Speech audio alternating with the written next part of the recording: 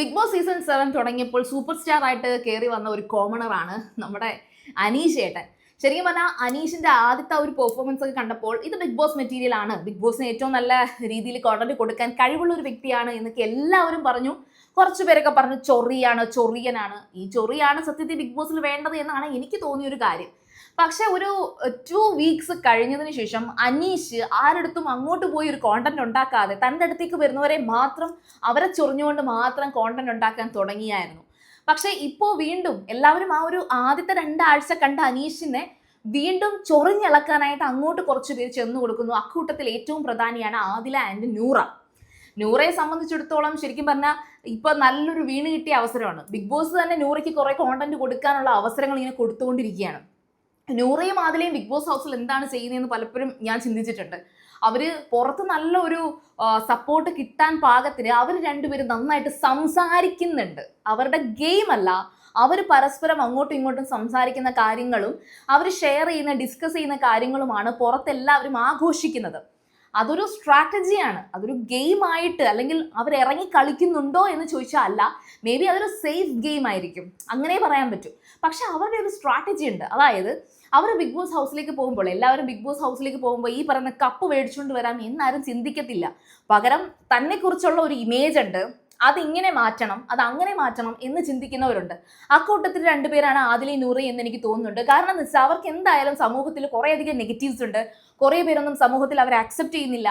അവർക്ക് സമൂഹത്തിൽ ഒരു സ്പേസ് ഇല്ല എന്നൊരു തോന്നൽ എന്തായാലും 2 ആൾക്കും ഉണ്ട്. അതൊരു സത്യമാണ്. ശരിക്കും പറഞ്ഞാൽ അത് അവരുടെ ഒരു പേഴ്സണൽ ഡിസിഷൻ ആണ്. പക്ഷെ അവരുടെ ആ ചോയ്സിനെ സമൂഹം അക്സെപ്റ്റ് ചെയ്യാത്തത് സമൂഹത്തിന്റെ കുഴപ്പമാണ്. അതിപ്പോൾ ഒരു വലിയ മാസ് ഓഡിയൻസ് അക്സെപ്റ്റ് ചെയ്തില്ല എന്ന് പറഞ്ഞിട്ട് ശരിക്കും പറഞ്ഞാൽ അത് തെറ്റാകുന്നില്ല. അതുകൊണ്ട് തന്നെ ആദിലയുടെയും നൂറയുടെയും ലൈഫ് എന്ന് പറയുന്നത് ഒരു ശരി തന്നെയാണ്. അത് മാസ് ഓഡിയൻസ് അക്സെപ്റ്റ് ചെയ്യാത്തത് കൊണ്ട് മാത്രം ഒരു തെറ്റായി മാറിയിരിക്കുകയാണ്. പക്ഷെ അത് ബിഗ് ബോസിലേക്ക് വരുമ്പോഴത്തേക്കും ബിഗ് ബോസ് ഹൗസിലുള്ള അവരുടെ ഒരു പ്രകടനം കണ്ടിട്ട് ഈ പറയുന്ന ഓഡിയൻസ് അവരെ അക്സെപ്റ്റ് ചെയ്യണം എന്നാണ് അവർ വിചാരിച്ചിരിക്കുന്നത്. അല്ലാതെ അവർ കപ്പിന് വേണ്ടി വന്നതായിട്ട് എനിക്ക് തോന്നിയിട്ടേ ഇല്ല. അപ്പോൾ ഇപ്പോഴും കണ്ടിന്യൂസ്ലി ഇവരെ സ്പ്ലിറ്റ് ചെയ്ത് 2 മത്സരാർത്ഥികളാക്കിയപ്പോഴത്തേക്കും വോട്ട് സ്പ്ലിറ്റ് ചെയ്ത് പോകുമോ എന്ന ടെൻഷൻ കുറേ നാൾ അവരെ നന്നായിട്ട് അലട്ടി. അപ്പോൾ അവർ രണ്ടുപേരും ഇറങ്ങി കളിക്കാനുള്ള ഒരു ശ്രമം നടത്തിയപ്പോൾ ബിഗ് ബോസ് തന്നെ നൂറയ്ക്ക് കുറേ അധികം ചാൻസസ് കൊടുക്കുന്നുണ്ട്. ആദിലയായിരുന്നു ഇതിനു മുന്നേ കയറി നിന്നത് എങ്കിൽ ഇപ്പോൾ ആദിലയ്ക്ക് പ്രത്യേകിച്ച് കോണ്ടന്റ് ഒന്നും കിട്ടുന്നില്ല. അതുകൊണ്ട് തന്നെ ആദില ശരിക്കും പറഞ്ഞാൽ ഒരു ഹീറോ പരിവേഷം ഡയലോഗുകളിലൂടെ നടത്തുന്നുണ്ട്.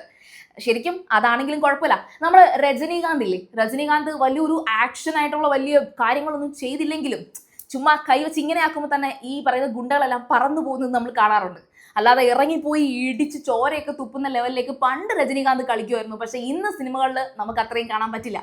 അപ്പോൾ നമ്മൾ പറഞ്ഞു വന്നത് ഈ പറയുന്ന കൂലി, രജനീകാന്തിന്റെ കാര്യം പറഞ്ഞു വന്നപ്പോൾ കൂലിയിൽ തന്നെ വന്ന്, അതായത് ആ ഒരു ഫാക്ടറി ഗെയിം നൂറയ്ക്ക് കിട്ടിയല്ലോ, ആ ന്യൂദില എന്ന് പറയുന്ന ഒരു ഫാക്ടറി ഗെയിം, അതിലേക്ക് ആ സെയിം കൂലി രജനീകാന്ത് റിലേറ്റ് ചെയ്ത് നോക്കിയാൽ അറിയാൻ പറ്റും.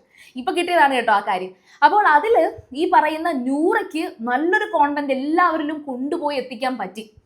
എന്തായാലും ബിഗ് ബോസ് കരുതി വെച്ചിരുന്നത്, നിങ്ങൾ ഒരു കാര്യം കൂടെ ചിന്തിക്കണം.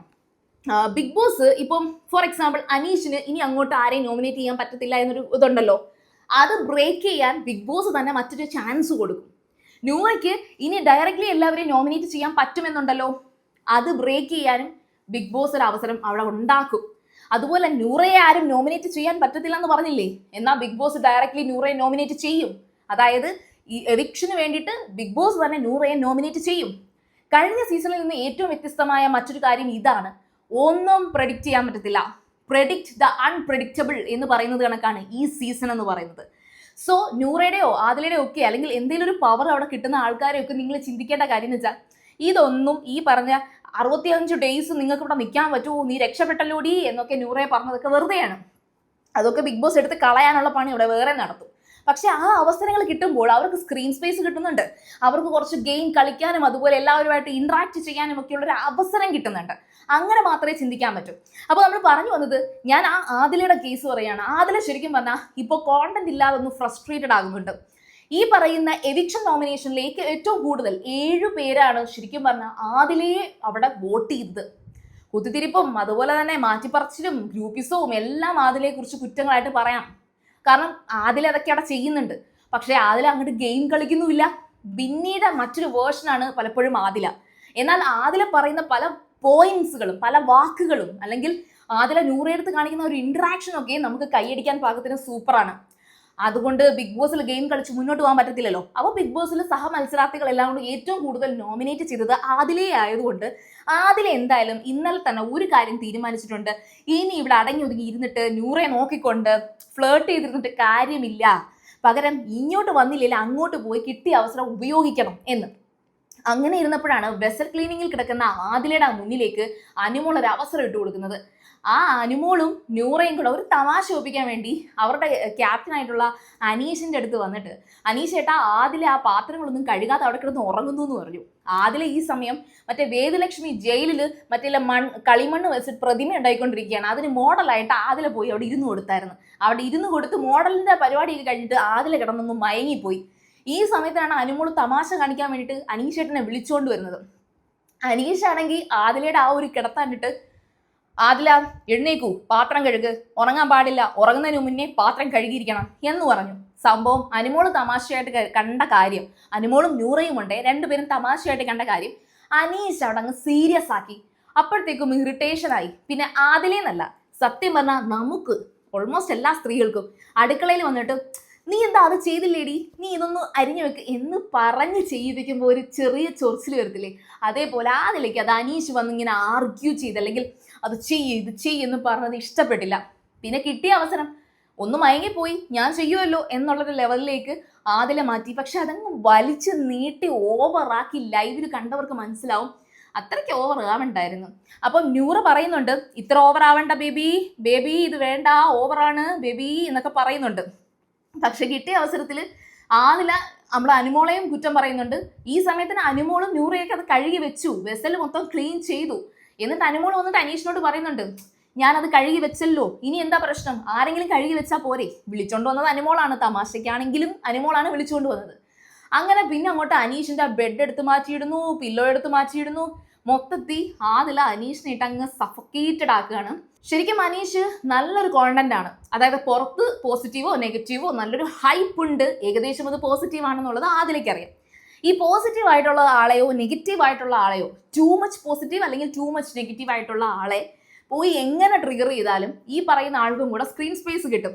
ഇതൊക്കെ മനസ്സിലാക്കി ബുദ്ധിമതിയായിട്ടുള്ള ആദില ചെയ്ത ഒരു പരിപാടിയാണ് ഇന്നലെ രാത്രി മുതൽ വെളുപ്പിനെ വരെ അവിടെ നടന്ന കുറച്ച് നാടകങ്ങൾ. അപ്പോൾ ശരിക്കും പറഞ്ഞാൽ ആദില ഇറങ്ങി കളിക്കുന്നുണ്ട്.